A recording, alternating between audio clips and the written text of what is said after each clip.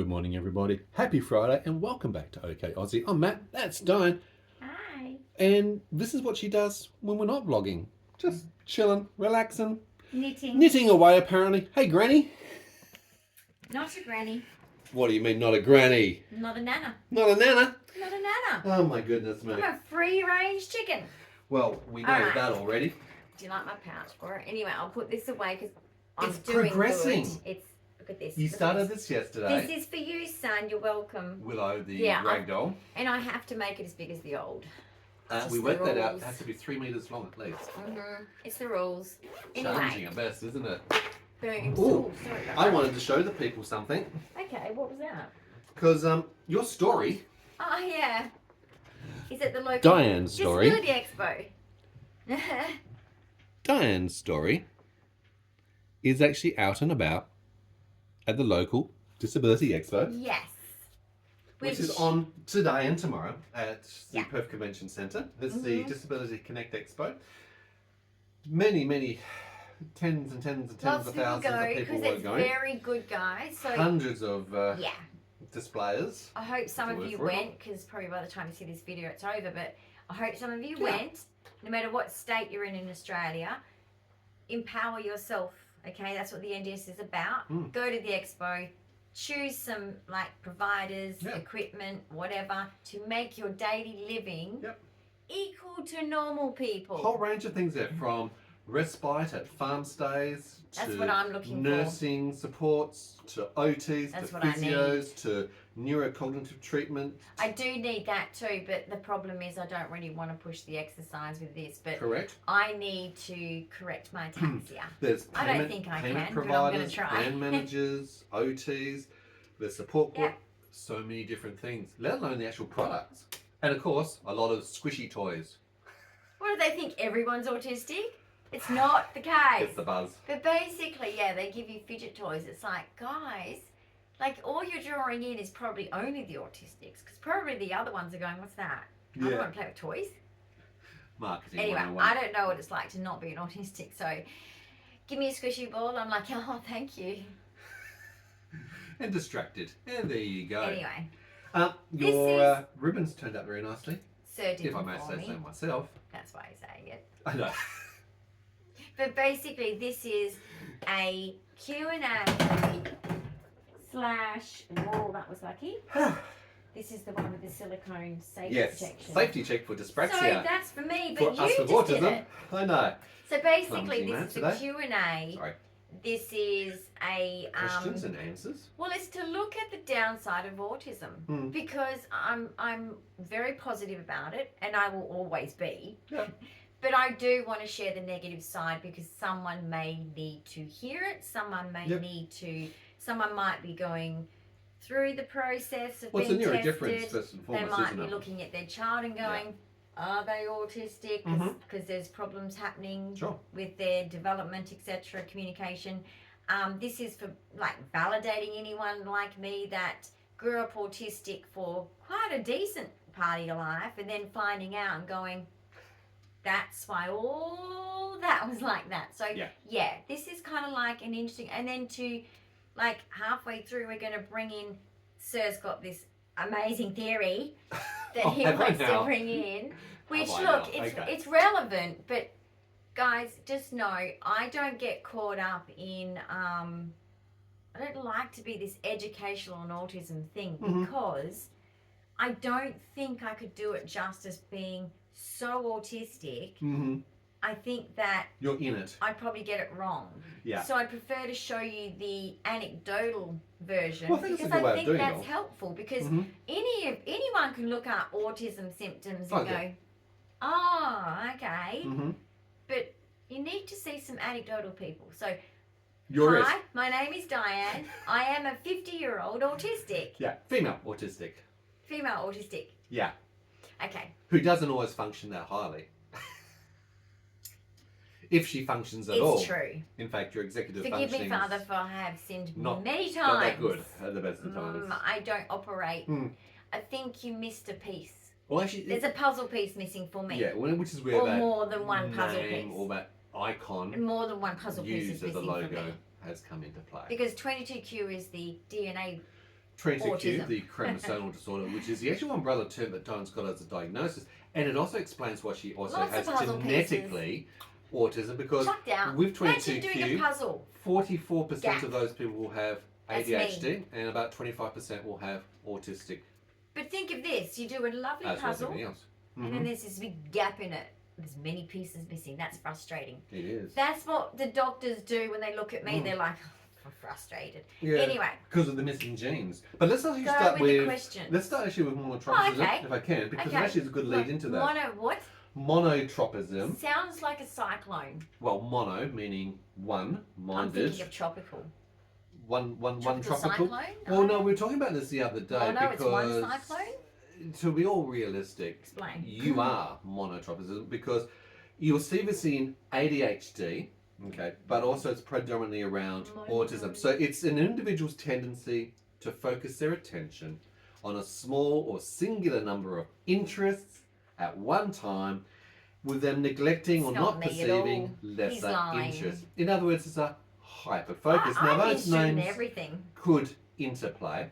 The example is, if you're in a classroom, for example, and that's a good example to use for students who are learning, it's a nightmare with all the sensory things going. So for a student, they might have trouble taking notes exactly in class. He picked up the stick. Where'd he go? Where'd he go? Listening to a teacher, the flickering light, the bubbling of the fish tank, the lawnmower man outside. The sprinkler man. Absolutely. That was fun. Moving the sprinklers on the oval. That was good the fun. Big poles. I know.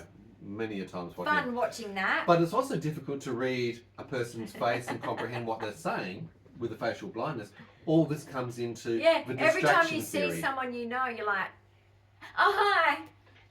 It's a 3-second delay. Now, the question Like is, a are ADHD, attention deficit hyperactivity disorder, people monotropic? Yeah. Now, the problem. hypothesis posits that hyperfocus on interests is core to autistic cognition. Hyperfocus is common in attention dysregulation, hyperactivity development. So we know you're hyperfocused, super hyperfocused. You get into your train, nothing else matters, and you will sit there, not for minutes, not even for hours, days, weeks. And it's like, and then I want to tell everybody. And then she wants to tell everybody everything, forgetting anything else. It's the only thing that exists. Some people go, where'd that come from? It's like, what do you mean? It just doesn't matter. It's interesting, right? No? And they're like, this is all internal. But they look at me and they're like, she's fucking crazy.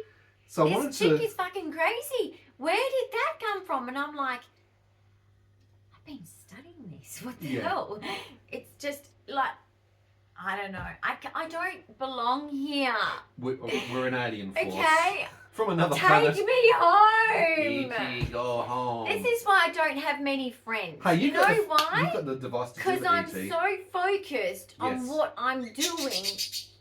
Thank you. They know it. Exactly. It's even bad for relationships. It is. Now, there is a difference between monotropism and hyperfocus. Excuse me, Jazzy. Hyperfocus is when someone becomes so fixated on an activity that they lose awareness of their surroundings, often driven by a hunger for dopamine. I love you too. Monotropism in autism is often linked to sensory processing differences and a preference for structured information processing. Yes, please. So many people do not speak with structure. The more structure you get, the better. And the sarcasm, stop it. Sarcasm goes straight over your head. It's like, what? Come with instructions if you're going to be sarcastic to me. Yeah. I'm happy to. I love it. I love joking. Mm-hmm. But you must give instructions afterwards, because otherwise, or description, I should say. So this is probably a good springboard. Otherwise, I'm like, what the fuck? Yeah. So what the fuck does that mean? This is probably a good springboard for you when you talk about some of the challenges, the differences, the complexities of being autistic. Well, I'm on this train, and guess what? And the videos prove it. I watch the videos and I go, you said that? And I'm not speaking at the time. It's not because of that. Yeah. I'm listening to him, looking at him even given the eye contact thing that I got taught. That's that I had to practice. practice thing. Basically. Lack of eye right? contact is quite common with autistics. Over the head. And I'm like, he said that. I don't remember him saying that. That's a long but sentence it was in the video, to wasn't miss. it? Mm-hmm.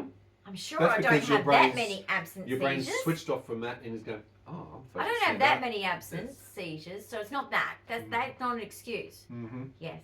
I am so focused on You are. my topic, and then if yours is a different topic, I'm like, It's a challenge. But What it's are something you which talking we about? And then- adapt and learn to. and you know what the problem is?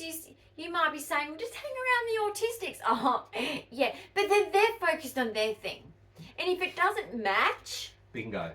you're fucked. Yeah. But if it matches, you're okay. It's actually a blessing if you do. You so know- if you can actually coordinate and find that. For example, if It's you a do, win. if one's talking about theology and you're talking about spirituality, you can probably come to a Blend middle the two. ground, right? Yeah. You'll get there and you'll be satisfied. Sure. And you'll probably want to talk for hours. Mm-hmm. And every other neurotypical would walk away. Yes. I've seen it happen. But basically, sometimes it's the opposite. It's not that you don't like your other autistic friend. It's just that their special interest is so different. Theirs is cars and yours is like philosophy. And you're like, this doesn't... How do you meld the two? Right? So it's tricky. It's anyway. Yeah. So that's why I'm such an asshole. Because I'm so... That's a bit harsh. this and this. I don't know it. Why would I know about that? But I get what you're saying when you use that terminology. I know about this. Or labelling yourself like that because That's why I look I like think so people- high functioning. I think people see that as a bad trait, and that's Bit why of a- they bit of a- might get pissed off with autistics who are hyper-focused They or do. monotropic. Because they think it's They have a limitation. behavioural. It's like, come on, can't you see what my needs are as well? Can't we engage equally in the conversation half Well, the and half? fact is, they think that it's a behavioural problem. Mm. It's actually not, because the way I can explain this is we cannot think on the spot. We don't have that ability. Yep. Okay. And that's really difficult. You in can't many train that. situations, You can't train particularly that. medical and talking to people. You have interoception problems for everything that you do. Oh God, you're so Okay. receptive. You just So don't know where you're at. You know, I can have something and be, that's quite warm. Oh shit, it's hot. Yeah. It's the There's electric oven, flames. right? The electric oven hot plate was on. Okay, I'm a drongo. Yeah. That's an Australian term for an idiot, but I think. It is. But basically, you know, I'm just saying, like, we have so many things that get in the way, and then later on, it could be midnight, and we go, oh fuck, I'm such an asshole. This person was saying this, and I went about my shit. Yeah. And I go, oh, I'm such an asshole. And I'll say to him, I might have to apologise to that person next time we see them. And then I forget to apologise. In the moment. Okay? So it's terrible, because this is why It's the us bane with of your high existence, functioning isn't it? autism, It is actually a negative so-called in that high sense. functioning autism, I should put that, because I'm not labelling myself that at level 2, 3.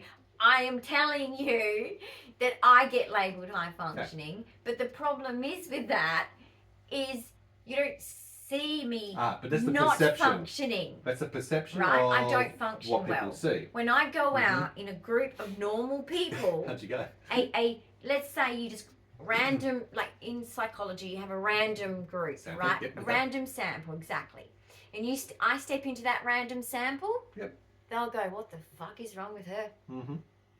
You're a bit different. Except for maybe one or maybe two will go, oh, I get her. Depends on the size Because of the they're the sampling. hidden autistic that either don't know they're autistic or they do know they're autistic. And they're masking And away. that's the one that knows that, oh shit, she's struggling. She's not pulling this one off. Mm. I feel, I'm feeling it for her. Mm-hmm. That And you kind do of mask extremely well. Outwardly, you look like a Did person theatre who's got their arts. stuff together, but you're a performer. Exactly. You've studied the art Mhm. of performing. This is what you do in day-to-day Okay, so life. let's ask some questions about childhood, because I'll talk about this one childhood one, and then you can ask more. Because I Mhm. have a unique childhood. I actually do. So it is difficult to, if someone said to me, hey, I'm looking at, am I a female autistic? You've got to start with childhood and then go of course up, it- right? Earliest moments of when you Yeah. thought you were different Or- and stood or- out from other people. Of struggles.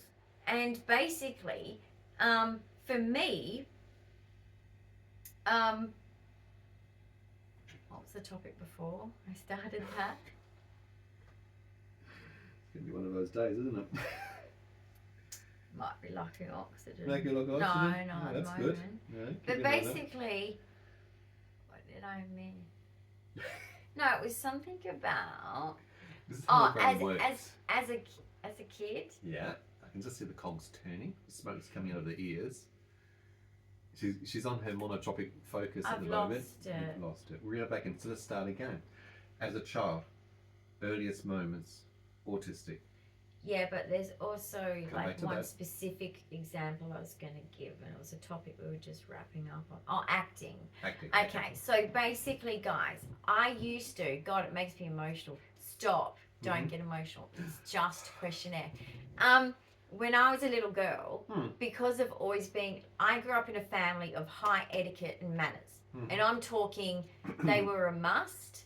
It was, there was no room for being lapse on anything. I couldn't go home and just eat dinner in front of the TV. That was not my experience. Not your home. I could not put my elbows on the table. I could not even because I would pull my legs up on the chair and sit cross-legged and sit on my legs and because you're also very small, so fiddle you're around and wiggle around and well, I'm not surprised. all of that kind of stuff, right? I'm ADHD. also tiny. I couldn't reach most of the time. I couldn't reach the table compared to where the chair was because the failure to thrive with 22q, I was very, very small. I was everyone's shoulder size all the way through school.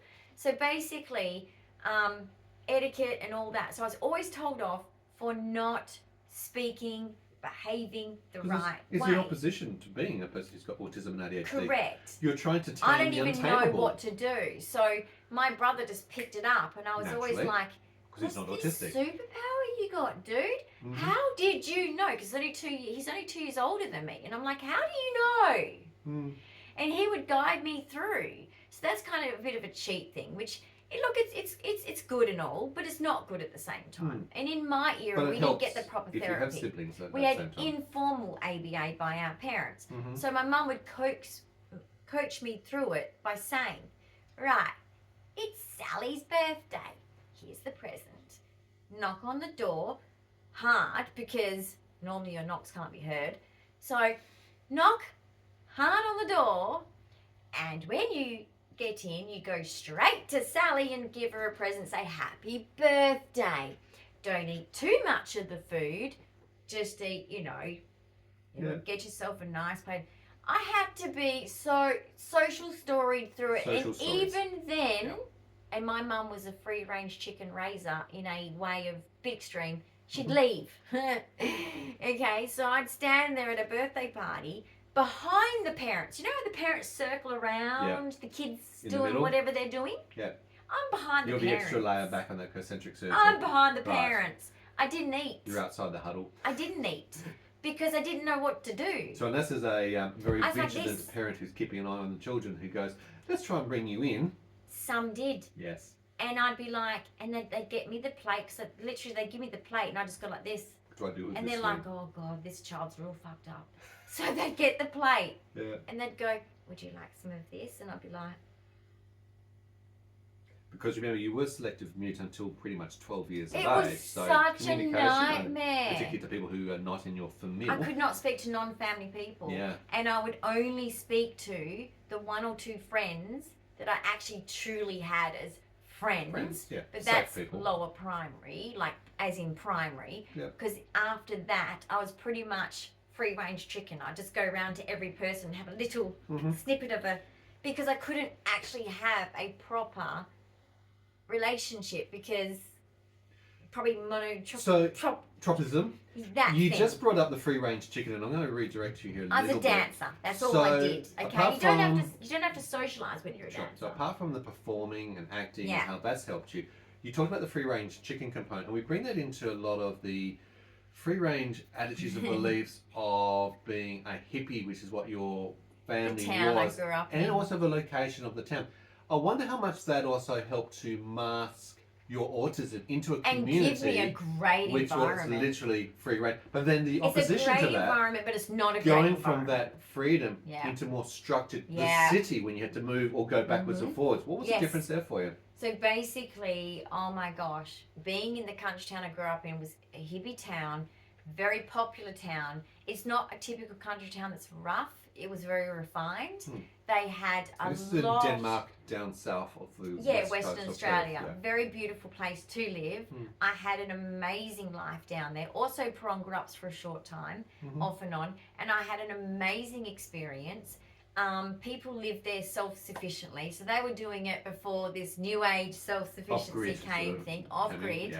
I had so many friends because it was so inclusive. Everybody knew everybody. And the freedoms with that. But there was a barter system. There was no socioeconomic background discrepancies. So the hippies were true hippies. They weren't just speaking it, putting the jewelry on and going, I'm a hippie. They were living it. And the things they taught me, the things I learned from my family because of their values, taking it there, I could be me. Not saying I spoke. That still didn't happen. But I could be me. And sadly, it was a negative because everybody knew my family that they didn't need to speak to me. So there you go. It was an allowance of that. Yeah. You weren't forced into a situation of having to explain. Hi, and I how guess are even you? in the school blah, blah, scenario, blah. because they knew you so well, there's so much flexibility. It's almost like a Steiner school. Yeah, they're like, oh, that's one of those that's sort of so-and-so's daughter and Yeah. that's so-and-so's granddaughter and, oh, yeah, you know, oh, that's right, yeah, you bought land from my parents. Like, oh, yeah, you know, they knew me and they'd talk to me, but I'd just be like, and I'd follow. I was a follower, right? So it was a safe environment. The teachers would be like, oh, hi, Di. I know your mum. How you going? I know you love art, so I'm going to make sure you get lots of supplies to your table. So I didn't have to speak, guys. No, so it got hidden, right? What was the contrast to that, though? Because at times you had to go back up to Perth, the city, and experience the city school experience. That must be starkly different. First off, it was like not being able to go to the toilet when you wanted to. So I'd walk off to go to the toilet, right? Bodily function. Yep. Why do I need to ask for permission? And then being like literally scolded big time for doing so.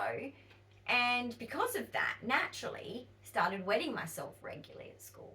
Because interoception with autistic children, I know last minute, oh no, I have to go right now. So the interoception is a lack of Not a state of recess. knowledge of when you might be in pain, whether you're thirsty, knowing if you're tired, knowing if you need to go to the toilet or not, and being able to respond and react. We see great difficulties with your medical and your health care I wasn't because eating. I have to struggle to understand. I've got to read your body language. I actually know the nuances of your frowns or your attitude or things that change to know whether you're in pain. I have to actually measure, are you drinking? How often you drink? Because as a child, you didn't drink. You would forget to. You even were hospitalised for not drinking. Went to PMH because I wasn't drinking. So basically the natural age where most parents go, right, you're old enough to tell me when you're hungry, tell me when you're thirsty, or go and get things from the fridge or cupboard. In the X generation, that's what it was like. Unlike us that sport the millennials with, I'll make your sandwich, I'll get all your things right up until late ages. My generation, unless you had a really nice mum and then they would do it for you, but I had to do it myself. So what did I do as an autistic? I didn't eat. I was a skinny kid. I didn't drink. And so, of course, the drinking thing you can't get away with. So I ended up in hospital because it was affecting me. And so they had to make me sip a certain amount of water or cordial or whatever every half an hour. And I had to be called in from the street to do it. And it was like, why am I doing this? And I never understood why. A lot of autistics, and particularly females, can have disordered eating. In fact, probably about 25 to 30% of us can experience that. I wonder if that's also part of that. I just didn't. Yeah, I'm not food motivated. Not food motivated. Unless that awareness. I've had a high, what do you call it, which I used to do a lot of, athletic day. When I'd come home You're burning the energy. and choc chip cookies is all I wanted, and a Vegemite sandwich, I would chow down, or even like Wheat Bix, whatever. For sure. And it got to the point where I would prepare my own food at a certain age group, but I would make massive messes. So I couldn't win. So when I make the massive messes, it was always like, my brother would be like, if it wasn't me, it's her again. Because I used to spill. So there's no So when I would coordination, get no control. When I'd get the milk carton, and it's like, So we needed a huge drop cloth around you, basically. I couldn't function. But you had to spend years couldn't tie my literally shoes. standing at the kitchen sink to be able to allow to have a drink.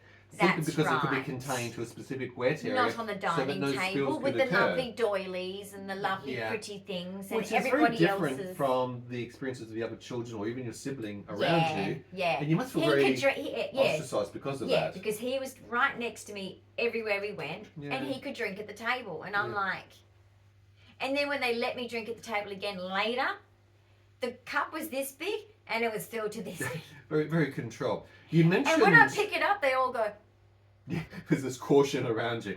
Hey, I'm still like that today. What are you talking about? He is actually. I'm always on guard, ready to catch. So make sure that if you're seeing your child who you think might be autistic, they don't have that knowledge of eating and drinking. That's instinctual. There's something wrong with your child if they're not doing that. Correct. Get them checked by a pediatrician. Early age groups. You mentioned the bed wetting yourself as well. That went up to like 17 years of age. 17. And that must be also very difficult from a social perspective, dealing with that person. Especially because I was punished for it. So punishment was you're going to sleep in that wet bed the next night. And the next night. And that was from I'm talking primary school. So, yeah. Until I got to high school, just before high school. And I would have to make an effort to learn to use the washing machine, which was really hard, and do it myself. Learn those skills. And even then I'd get it wrong because I'm autistic, okay? And I was struggling with the executive functioning. So my mum would tell me off for getting to the laundry and just trying. I don't know, probably used too much laundry powder as well and all those kinds of things because I wasn't guided. And then I would bathe myself in the morning. So even if I had a shower at night, I would still, because of it, unlike not having a parent do that for me, I went to school like that. Because I wasn't just, I'm not talking about neglect here, I'm talking about if I wasn't autistic, I probably would have bathed myself. Just out of well, my parent doesn't care about me, so I'll go do it myself. But because I'm autistic, I didn't. Until I would get picked on for, ew, what's that smell? And I'd be like, oh, it's probably me. Right, so the social effect it's probably and me. bullying in the school because I was very, very young. But in my era, my mum was in bed when I walked off to school from year 1. So you mentioned the example of Sally's birthday and the need for social stories. Did you yes, find that social my mum stories? did that a lot. Right, and what other examples of that apply? Because that means you're not doing things independently. You're not doing things natively, so you're not just understanding the need to do, or able to determine by looking at other people what to do. Yeah, she obviously noticed that because it wasn't happening with my brother. Yeah. So now look, my brother called me the R word, so I just thought that's what I am. I've always known, guys. I didn't know the word autism, but I've always known. But that's a generational that's what thing. I am. That was the era. I was in special education, but my mum would say things like, we'd go to her friend's place and visit, right? She's going to her friends for a coffee. Right, when we get there, if they offer you a drink, just ask for water or whatever they're offering, okay? If they offer you food, say no, because she would always make sure that I obviously wasn't hungry when we go places. I get that. I probably did the same thing with my kids. But yeah, or if there is something on the table, feel free to have something, but don't be greedy and don't take this many or whatever. It was a lot of discussion because she obviously knew there was this gap of this kid just doesn't know anything. And then also, if you need to go to the toilet, ask so-and-so, whoever the person's place that we're going to. Everything is scripted, everything is rehearsed beforehand. You're reiterated or reminded to do so. If you can't tell them, tell me you need to go to the toilet because, of course, she's probably worried that I'm going to wet myself. So, Now, obviously being born with a genetic condition, which you didn't know about at the time, which comes with global developmental delays. However, they did know that I was developmentally delayed. They knew that. They knew obviously that. And I was premature. And that parlayed into your school experience with They obviously knew I was special developmentally education. delayed. How yes. long were you in special ed for? So because they knew I was developmentally delayed, they knew I was dyslexic. Yep. They didn't probably know of dyscalculia, dysgraphia, but we all know about that. It fell under the umbrella. It fell under the umbrella, dyslexia. because they did help me with mathematics, of course, in a very special needs way. So I did most of my classes in special education. So that'll be your core, your maths, your science, your English, your social studies, the predominant ones, not the fun ones, not like the art, and not like the physics. No, we got the music and but the core phys ed, subjects were all done as special. Separated from mainstream. Did you do preschool? Didn't do preschool. Right. Because, so you weren't ready for preschool? Yes. By that definition. Exactly, because they basically couldn't get me to cope with the situation because of my developmental delays. Sure. And you didn't go to a school that was special. And preschool is, kindy preschool in our era, Australians and Americans, if you want to know. Generationally, we only had kindy, which is 5-year-olds, meaning you're turning 5 that year. Yeah. Whereas today, these days, the kids go to school after 6 months. Turning 4. No, 6 months. They're born, they go straight to school. school. Yeah, they go to early That's what it feels like, education doesn't it? and childcare. It's almost like you just go send them off to school straight away. It's amazing. It's like spend some time at home. I don't like it. I don't like it. They need their mum. So what I'm saying, I guess, around that is you missed preschool, kindy. You went into grade 1. How long were you in with all your core subjects, the special supported? Grade 1 only. Right. Because grade 1 was when they straight away spotted. Right. In, pretty much not long. That's when they make of the grade 1. Yeah. They said, we can't work out what hand she can write with. Right. I wasn't writing like the other kids at all, could not write my name. The other kids were well and truly doing that. Then they discovered straight away with that, the dyslexia was very quick. They picked that up. Yeah. And so they didn't even have books in the reader box for me. For your levels. Okay. Yes. And did that go to grade 2? I had to go grade 3, home. Grade 4? No, but listen to this. I had to go home without a book. Because they didn't even have a book. So the person who needs the most amount of help, they didn't even have the resources to suit your level. I'm so sorry. That's difficult. Because my level was so low. They just went, forget it. So when they would have done group reading, and that's a common thing, particularly in junior primary, grade 1, 2, 3. So I changed where you sit schools. in a circle and you share around and you're the one who's next up. Yep. Did you participate? So when I changed schools, this school, of course, didn't know the lackings. Not their fault, right? They're not going to know. So we're sitting outside because the teacher, love that teacher, because I love nature. She's like, it's a beautiful spring day. We're going outside and we're going to sit in a circle in our chairs and we're going to read a paragraph each and do some reading. Okay? And I'm like, yeah! I'm stoked, right? I'm excited. Out of the classroom, in nature. I'm the first one at the queue. Ready to go, except Let for me that. out. Except for because the reading. I don't like indoors. I still don't like indoors, even though, right? I don't like indoors. If I win lottery, hobby farm. Yeah. Okay? Get me out to nature. And then where will I be during the day? Outside. With the chickens. Somewhere. Yeah. Okay, I'll have an But outdoor. how did you go with the reading? Okay, so the reading, it got to me. Long pause. I thought, how am I going to pull this off? I'm not. And so all I read out was the at, the is, the 2-letter consonants. Yeah, pretty much.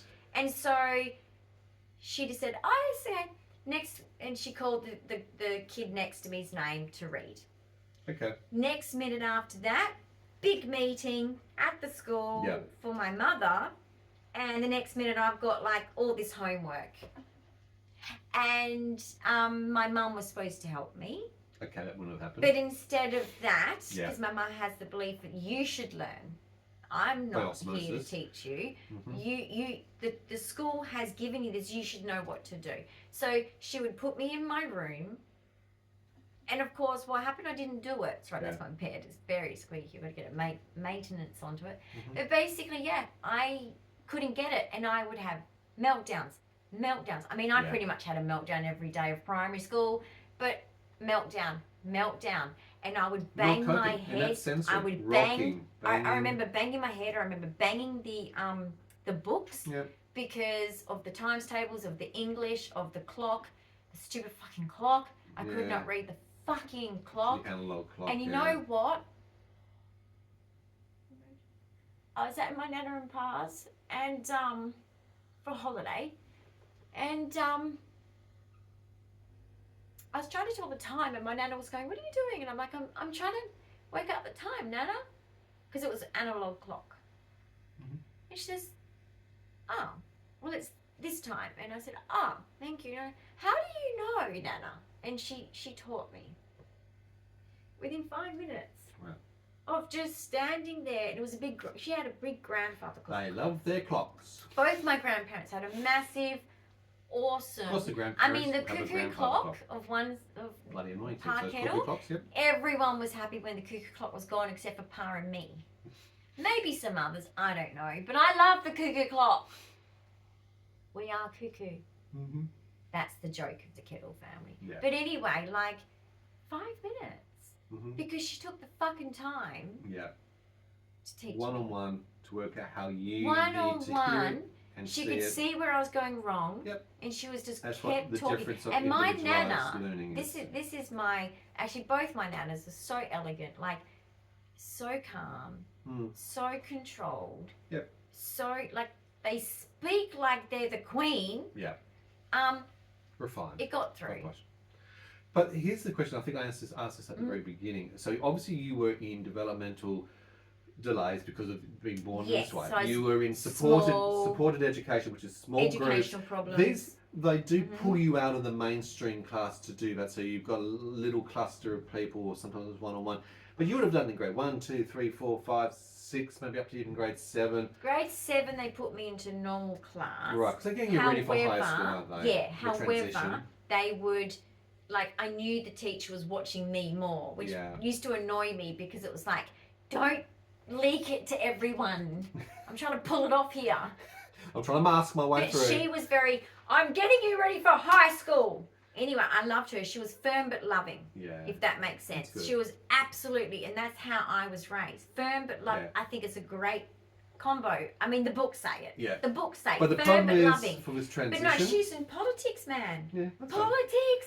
But the transition into high school is very difficult for you. Yeah. And they would have seen that you were well behind everybody else, even in the high school realm. They gave you a lot of accommodations. They actually said to me, look, we know that really we could put you in the special education in high school. But see, with autism back then, they don't put the autistics in there.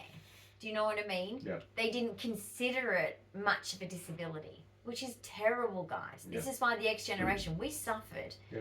That was for people that were really, really, like, mainly behavioural problems. Yeah, sure. Like, I'm sincere about that. Behavioural problems. I'm talking about absolute, I would say, not ADHD boys, FASD boys, sadly.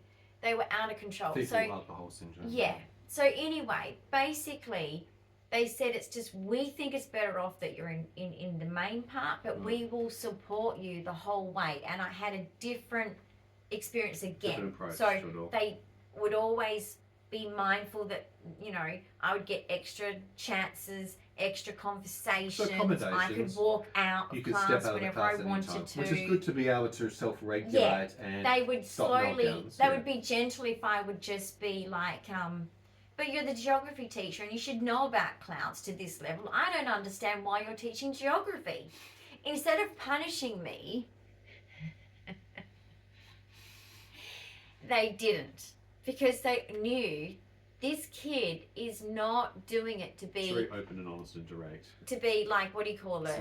Smart ass. Yeah. They knew that I was that naive. A bit like Sheldon Cooper. You know, he says things and people go, Sheldon, that's rude. And he goes, no, it's not, it's fact. Socially. It's fact.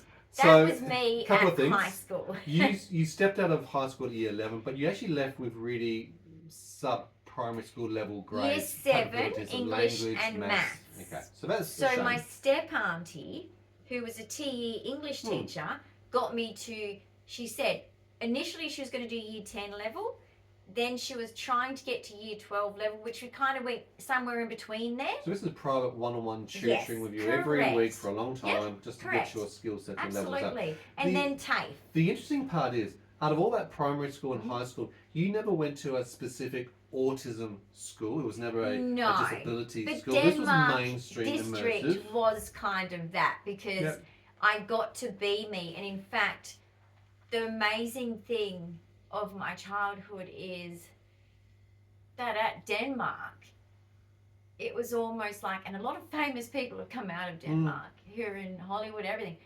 But basically, my difference was celebrated. Yep. And that gave me the confidence I have today. That's a positive to thing. be a totally unmasked autistic. Because, if I didn't grow up with that experience, I would be like going into, groups of women and then picking on my hair bows and going, that's so immature.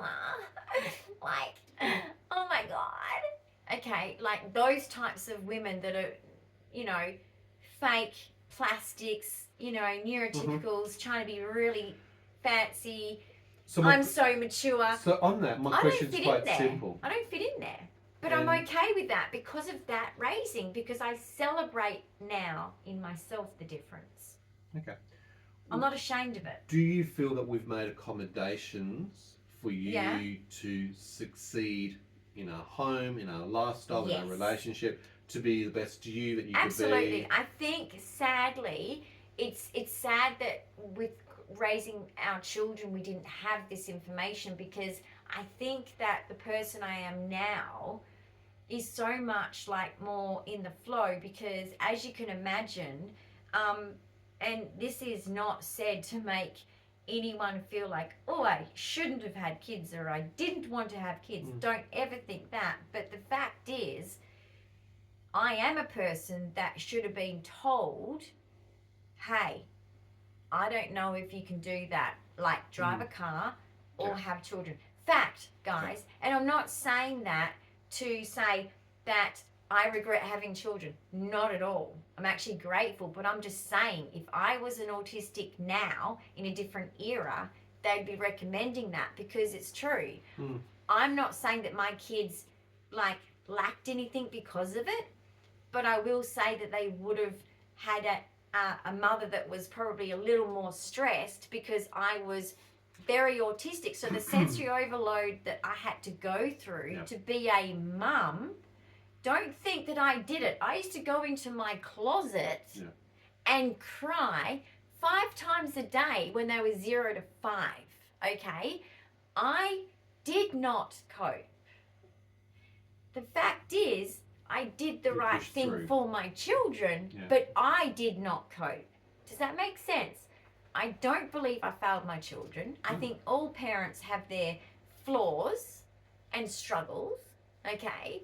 And I always used to go away from my children in a meltdown into my walk-in room. They wouldn't know because they've never seen it. They would not know. It's a bit like, so let me talk a little bit so you get a breath for it.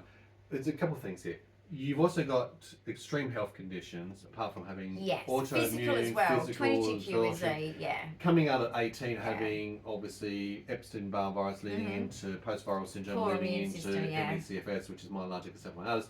You have struggled physically, and yet you mask that, just like your autism. You mask it from the population, from your family, from your children. And you know what? Hold on. So that no one is aware. You will show up, you will give it your best, and then you'll go away, like you said, to your closet or to your bed, literally to meltdown, to cry, or to recover, to rock, just to get that energy back again, to then go to the next session and do it again when they come back home from school. And I'm here, I'm ready, and I'm going to be the best thing. Outside, everyone looking in saw you as the epitome of the ideal, perfect mother figure. You had the house spotless. You had the beautiful cooked meals on the table. I know my friends would be like, your house is so clean, it smells so good. They were educated. They were given activities, holidays, hobbies, sports. You were the epitome of that. But behind that scene, the masking, I knew this because I could see it. It was a special interest. Your hyperfocus, your monotropism was based on that. And I think that's where my kids might have lost me a little bit there. And they're not aware because they didn't see the struggles. They don't see when you come at night and they've gone to bed, and then I'm looking after you from 10 o'clock or taking you to the hospital until 4 o'clock in the morning, and then I'm going off to work and you're getting up and going, I'm now looking after the kids again. That's what was missed, because that was what was hidden. Now, I just wanted to say that, because you're a sensational parent. I know this. My mum, who was also a sensational mum, applauded you saying you how wonderful you were and how great you were for the kids. So absolute kudos to you. And but one of the things, and I hope you do, because I don't think was a really good I mum. don't think either of us say that enough. Wonderful grandmother. I'm telling you, she loved our kids more than herself. Females don't get praised enough as it is for the job that they do, being a homemaker, looking after the children. It is a teamwork in a relationship. You know, if the male goes off to work, which is an old, I get it, stereotypical sort of role We've done set. it traditional. That's our choice. Everyone's but in doing different, so, right? I absolutely praise it. It was equality. You know, the money I may have earned is our money, and I worked because hard at home. I couldn't do that without Dyan. I couldn't do the incredibly long iron hours, fucking shirts. working sometimes 70, 80 hours a week. I couldn't do that and without watching the Dyan soap supporting me go operas. through it. Now, one of the things that you brought up during that conversation or that dialogue was also funny enough about driving. As an autistic, the federal government coming down to state governments have actually made it very, very clear in the last year or so. I've done a video on that actually, last year or so, to point out that, look, autistics need special, it has to be declared that if you're going for your license that you have got the condition of autism, because it can be a distraction. I agree with Cognitively, executive functioning, response time, facial blindness, distractions, all of these sort of things can actually affect the ability. But you struggled with driving. You struggled to pass your driving test. I should have probably... You got lost many a time. I don't let her do maps. Okay. I'm so thankful for Google Maps, because seriously, it's the only thing that actually helps us. Maps, books. I have to turn the map book around to start off with. I'm sure the kids remember those ones. Okay, and you know what the old Google used to be. I don't know which is north, south, or west, or east. And I just have that inbuilt instinct of direction. This is a great fucking holiday, isn't it? We're all fucking hungry, fucking tired. It's okay, darling. I'm driving. I'll get you there. No worries. And my kids are probably like, it's okay, mummy. Because we always did end up having fun, but stressy mummy, that's the autism, guys. That's the autism. I was not coping. Yeah. And my children are both on the spectrum. Yeah. Okay? I'm their mother. Mm-hmm. And spectrum families have it fucking hard. It's traumatic. It is. But holidays were good. Holidays were great. great. But again, they don't see all of that. And no, because they're children. They're also not aware of how us as a couple, yeah, me in tune to you, how we had to operate, how we have to make it happen, changed and accommodate. The front that we put up to the outside world is a bit like the show reel that sometimes we'll put up onto YouTube. That's why I'm You're doing this seeing video. the positive, the good parts, but you don't understand that underneath the iceberg, you're seeing the tip of the iceberg, but below that 70% that actually immerses in the sea, there's a whole lot of shit going on. It's like an iceberg. Neurodiversity that's going through. You see that? And under there is a lot of shit. There's I have sleepless nights. I don't sleep sometimes. You don't grow out of a lot of things. No. And I respect these families raising autistic children. It's tough. I'm not taking away from that. Sure. But us adults aren't much easier. No. If you want to know. I need supervision for medical reasons as well as autism. Because I can get myself into trouble. Because the world is very dishonest and I want to go out there and say, no, you're fucking wrong. That is an injustice. I'll probably get arrested. Like legit, okay? I'm the kind of person that needs to be supervised. Yes. You actually do. Yes. But that doesn't make you feel well, because sometimes it doesn't make you feel independent. No. So that's why I resent these people that make out like as an adult autistics. Of 50 years of age. Yeah. Like adult autistics just want to get out of life, or there's a lot of, all of you autistics out there know this. You've had probably people challenge you and say, why don't you just do it? It's easy. You're just making it look hard because you're lazy.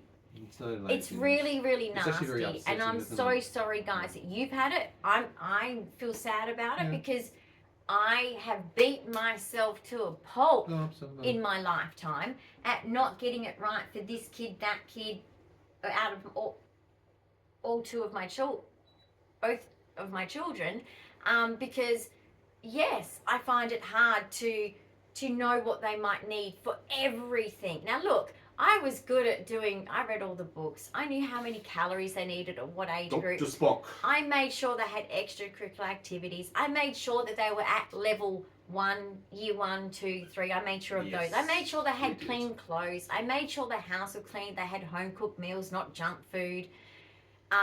I made sure they had a balanced knowledge of life. I didn't hide everything, but at the same time didn't tell them everything. I tried to be kind of the Disney mum of like, life's beautiful. But you had a lot of support. But at the same time, I was under the illusion as an autistic that the world's honest, the world is wonderful. Yeah. It's a fairy tale. The government will look after you at the schools and hospitals and all the rest of it.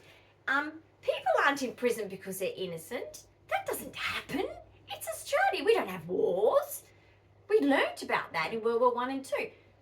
Guys, like, the older you get as an autistic, the more depressing it gets. That fairy tale, because, but the problem is, when you're a parent, and particularly I chose to be a young mum. Both children were chosen. There's no accidents in our situation. We chose that. To be young parents, it was the right time and place for us. And that's how it happened. And basically the sad thing is, though, for me as an autistic mum, is there's a lot of blind spots because I was a young autistic with gaps. Okay. And that means there's a lot of involvement from a partner compared to my peers to support you and protect you through that process. And you also hope to have the family around you to provide that extra layer of support. Well, your mum but hold on, you missed out on that. You are effectively an orphan, and it was only by adoption, effectively, of my mum, your mother-in-law, I was about to say stepping the in to only play that time role of parenting you and supporting you. The only time that I had it was in ways of, my mother-in-law. And naturally, she's not my mum, but she was taking that role. And what she did for me, because she could see, obviously, being a mature person, looking at a younger person. That's why you got to respect your elders, because they do know more than you. I know we hate admitting it. I remember thinking, oh God, these older people think they know everything. They actually do. I now think of my grandfather and all of them and go, I've been there, done that. Yeah, that was it's accurate. It's fucking accurate. So basically she would, I remember when I had the second child, Jordan, and like, we had our older, we had a 2-year-old. He was not even 2 yet, right? He was a couple of weeks off 2. And here I am, and he was an irritable baby, unfortunately. So I couldn't put him down. And when he would cry, and I couldn't soothe him, I'd cry. So I'm crying, and my mother-in-law saying, just give him to me, and just take a seat. And your dad would get me a cup of tea, because they were retired guys. So he'd get me a cup of tea, and it was just like, that's the example I'm giving you guys. I didn't cope. A screaming baby is a sensory overload. Yeah. So naturally, you know what I was good at doing? My kids did not cry much. You know why?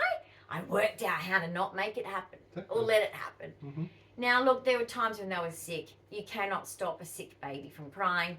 Seek medical attention. But anyway, you know what I mean. But it's interesting, and this is the whole thing about accommodation. It was hard. We have worked out ways to be able to function for you as an autistic, to get the best out of you. She would say, if you're overloaded when they're toddlers, just give me a call, I'll pick them up. We have changed our lifestyle to best suit you.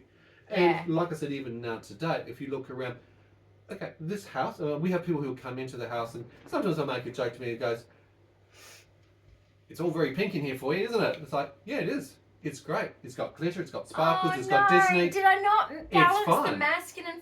Look, okay, double the size of it, and I'll do the masculine. But you don't have to. If I win lotto, the reality is, if I win lotto, we're having a house like this. Sure. But just like you were making a combination so that your children wouldn't cry, so it wouldn't upset you and cry, you'd have meltdowns. Yeah. My acceptance of change to make things work is about making you in harmony, making you balanced, living my authentic life, authentic self, which is what we're trying to do. Well, now, the other point of that, and I know you talk a lot, sometimes you need to listen as well as we go through this.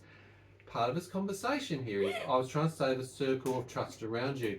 I mentioned the mother-in-law, but the fact is you're an orphan and you didn't have the support of your own parents. No. From separation. They're your kids, you raise them. They're your Sibling, kids. no support from there. None of the extended relatives. You were actually thrown to the wolves and expected as a person who's got autism and ADHD, global developmental delays, global developmental delays, intellectual developmental delays. Yeah, my mum. You're struggling all the way through, and you've got a chronic health condition which is life-threatening. No, but before that, they went there. Go. And guess what? This is what was really bad. Now, my alcoholic husband. When was I alcoholic? Wish I was. I don't drink. That's neurology, guys. That's your father. No, my alcoholic uncle was living with us because he was unemployed at the time. I do believe that he had a lot of struggles and wasn't supported enough. I blame the family. I do. Yeah. I think that when a family member is in strife, family steps in. That's my belief. And basically, I had my brother. He was at university, and I was just 17. They went to the other side of Australia, parents, to Canberra, my mum and stepdad, and my half sister, and I had to suddenly be adult, housewife, running the household, shop, cook, clean, go to work full time, and I was a student teacher for many hours of the week, and I just got my P plates. I was just driving. Shit show. Absolutely. And I got blamed for everything. Yeah. So I was, and like my psychiatrist said, that's abuse. Developmentally, you weren't capable. Yeah, but you don't do that to a 16-year-old child, right? So that's the situations I was put in. And I wanted to have that context. That's why I was forced to survive. Yeah. I am not a high-functioning autistic. No. And I want to have that context because I think it's important to understand there are many autistics who thrive when they're supported in supported environments with either family. I slammed my car into a pole. Yeah. Out of anger, meltdown. That's not coping, guys, and it's not mental health. No. I was reacting to dirty dishes being put on my bed because apparently I was being defiant by once not doing it because I got a phone call from my friends offering to come. Let's go HJ. So I'm like, yeah, that sounds good. Yeah. Because they're like, you never come out with us, and I'm thinking, I'm a fucking housewife, guys. You're don't you know? Don't you know? With the ugly sisters. Yeah. I do have an ugly stepmother. You do have a bit of a Disney sort of experience, don't you? Not all Disney things. She said I shouldn't be born. Yeah. Shouldn't have been born. It's actually funny how many Disney characters. Wanted. Funny how many Disney characters have autism or ADHD. I know, right? Isn't it funny? Tangled. Yeah. Or Elsa and Anna. The reason I relate to Tangled is my mum is the mum that she'll be mean to you and then you'll pull away and then she pulls you in. Yeah. Harder. It's like, what is that? You hate me, but yet you want me. I don't fucking get that. Anyway. Yeah. Anyway, so as we more wrap questions, up. No, not because we have to wrap up. Wrapping up. We're wrapping up. Here, indeed. And we've done actually a lot. Is there anything that you've missed that you think is, important to wrap up with? No, I think that's just, look, I didn't mean it to sound like, hey, I am not a high functioning. I've not had any comments to say this or anything like that. Nothing has sparked that. I'm just wanting to validate myself and all of you that get labelled high functioning. I don't even think it exists. No. I think that if people are that high functioning, they're not autistic. Because if you don't have developmental delays, you don't have struggles, you don't have continued struggles, then you're not autistic. You're normal. You're just struggling with something. So I'm just wanting to say this because I'm tired of hearing these people that do say to all of us, it's not said to me, but I've seen it said, and it's about people like me, that they think we're so high functioning. And I want to say, that's because we were raised in times where, oh, you're not coping? I don't give a shit. You're 18. Move the fuck out of my house. Yep. That's my X-generation era. So I wanted to point that out because I was forced. When I had to live alone at one point, I didn't sleep because I was a scared little girl, autistic, who stayed up all night checking the whole perimeter, even scared of the spirit shit, right? I put fucking salt around my whole house. I'm not kidding, because that's how autistic vulnerable I was when I spoke to my TAFE friends, because I said I was scared. And they told me, oh, you should do this, and because they're obviously thinking I'm scared of something like that because they don't realise that, they're trying to make sense of what you're going through. Correct. Yeah, it's hard to comprehend. So basically, I've called the cops to the house a few times because I've heard things. you know, I was an autistic that was not coping. Okay, and I wasn't getting the support I needed, and I wasn't getting the warnings I needed to do my developmental life stuff. So as I wrap up myself, what we do now is we live with social stories. We analyse and support you to help you cope. We make accommodations to make sure that you are thriving and are safe and comfortable. I have to go into certain environments only. Yeah. You do need support, and this is the thing with 22q level 0.2 deletion syndrome. It says so in the actual literature, and this is the clinical notes. In the transition from childhood into the adulthood space, it is highly recommended and as a necessity to actually have guardianship supports to deal with whether it's medical, but also legal and financial. Just life. No, it doesn't take away. It doesn't take away from the need for independence. It needs to be able to supported independence. We do want of keeping observant because you're very vulnerable to suggestion, to manipulation. Or bullying, and that's not nice, and that's not fair, is it? And we do want our independence, so it's a really tough balance for our carers. It is, and it's a really tough. And I must admit, and I know this might offend some, although I hope it challenges some for the betterment of their child, particularly. Yeah. If you know someone that's autistic now, please don't do what the X generation parents did by just acting like I'm going to make you normal. Please just don't limit them. Yeah. Please push them a little bit because you don't know their potential. If you met me at 18, you'd go, oh my God. Yeah. There's no way. I wish we had video footage from back there. It would have been a good compare and contrast. It's night and day, guys. So please I worry that we mollycoddle. I did with my kids. I made that mistake. Make sure they're pushed for their full potential because I reached these things even though it was hard. Just like when we do therapies and things, guys. It's not easy, but you get there and you conquer things because of it. Keep pushing them. You don't know their full potential until a certain age group, until you've tried everything. You don't know because if they're having a bit of a and you just pull them in, you're crippling them. Just like a normal child. Helicopter parent. Just like a normal child. If you do that too much, you're crippling them. It's okay to get a few scrapes and bruises. I'm not saying harm them. I'm not saying like put them in a position where it's just at risk. Not okay. No. Exactly. Indeed. Guys, I hope you've enjoyed today's episode. Give us a big thumbs up. If you've got comments or questions, love to hear from you, so leave them below. Of course, if you haven't already, don't forget to subscribe, hit that notification bell, share our channel to others in the community who you think might benefit. Particularly for this one with autism. Absolutely. We'd love to hear that conversation. We'd love to hear your story as well. Thanks very much for being and sharing the time with us, and we'll see you soon in another episode. Bye for now.